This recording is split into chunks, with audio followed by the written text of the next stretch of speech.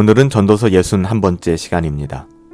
전도서 10장 5절부터 7절까지의 말씀을 가지고 어리석은 타락은 재난을 가져온다 라는 제목으로 하나님의 말씀을 함께 상고합니다.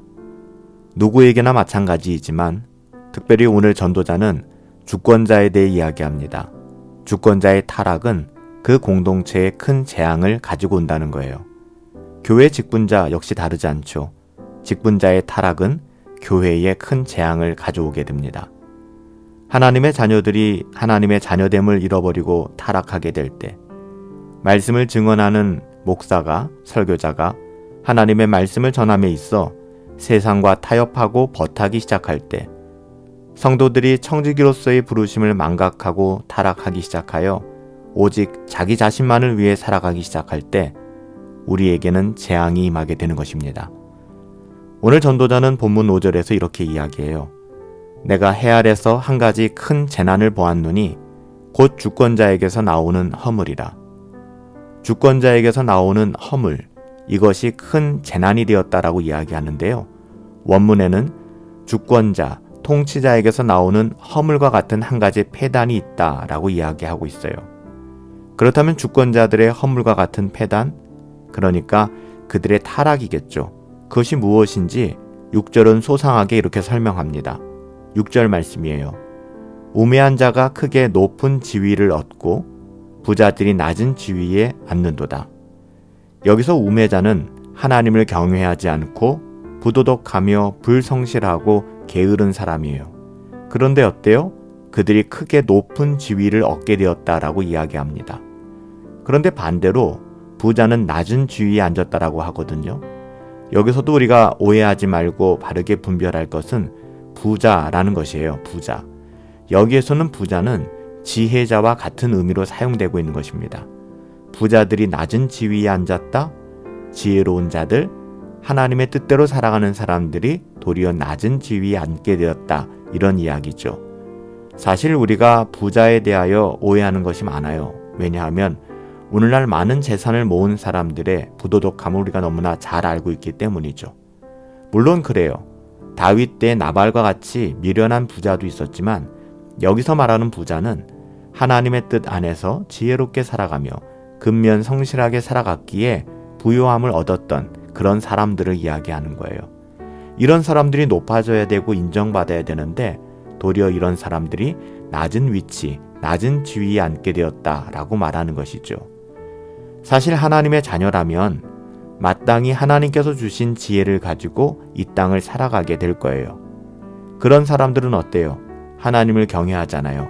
하나님을 경외하기에 그들에게 주어진 삶의 그 어떤 자리에서도 결코 불평하거나 게을러지지 않고 근면 성실하게 살아가게 되는 것이죠. 이렇게 도덕적이고 근면 성실하게 살아가는 사람들에게 하나님께서 복을 내려주시는 부요함, 그리고 하나님께서 높은 지위에 앉게 해주는 것이죠. 그런데 세상은 그렇지 않다고 얘기하는 거예요. 주권자의 분별력이 상실되고 어리석음에 빠지게 되면 이런 현상이 벌어진다는 것이죠. 우매한 자가 크게 높은 지위를 얻게 되고 부자들, 하나님의 뜻대로 살려고 애쓰며 힘쓴 사람들은 도리어 낮은 지위에 앉게 된다라고 이야기하는 거예요. 정작 하나님을 경외하며 근면 성실하게 사는 사람들이 이 땅에서는 무시당하고 자신의 꾀를 부리며 수단과 방법을 가리지 않고 자신의 이익만을 도모하는 사람들이 인정받고 높아지게 된다는 거예요. 왜 이런 일이 벌어질까요? 그것은 이 땅에 하나님께서 맡기신 위임 권위자들이죠. 주권자. 교회에도 주권자가 있고 정부에도 국가에도 주권자가 있습니다. 이 주권자들이 분별력을 상실하여서 어리석음에 빠지게 되기 때문에 이런 상식이 순리가 뒤바뀌게 되는 거예요. 그래서 전도자가 한탄하는 것처럼 우매자가 크게 높은 지위를 얻게 되고 부자들이 지혜자들이 오히려 낮은 지위를 얻게 된다라고 이야기하는 것이죠. 또한 전도자는 본문 7절에서 이렇게 이야기합니다. 같은 이야기인데요. 또 내가 보았노니 종들은 말을 타고 고관들은 종들처럼 땅에 걸어 다니는도다. 이것도 뒤바뀌지 않았습니까? 이렇게 말도 안 되는 일들이 이 땅 가운데서 벌어지는 이유를 통치자, 위임 권위자들이 인재를 잘못 등용하고 잘못된 정치를 펼치기 때문이다 라고 이야기하는 거예요. 우리는 오늘 전도서의 말씀을 통해 우리에게 허락하신 모든 무임 권위자들, 주권자들을 위하여 함께 기도하며 그들이 바르게 설 수 있도록 돕고 또한 견제해야 할 것입니다. 교회든지 국가든지 지방자치단체든지 어떤 단체든지 간에 어떤 공동체든 간에 사람을 바르게 등용하는 것, 바르게 정치하는 것은 굉장히 중요한 일입니다. 우리는 우리가 섬기는 교회가 바른 길로 걸어갈 수 있도록 더욱 주의 종들을 위해 기도해야 할 거예요. 더불어 교회는 성경의 교훈대로 좋은 직분자들, 하나님 나라의 일꾼들을 세워야 할 것입니다. 또한 신자들은 한 사람의 건강한 시민으로서 한 나라의 선한 일꾼들을 분별하여 투표하고 지혜로운 나라의 일꾼들을 세워야 할 것입니다. 한 사람의 주권자의 타락은 공동체에 큰 재앙을 가지고 오기 때문입니다.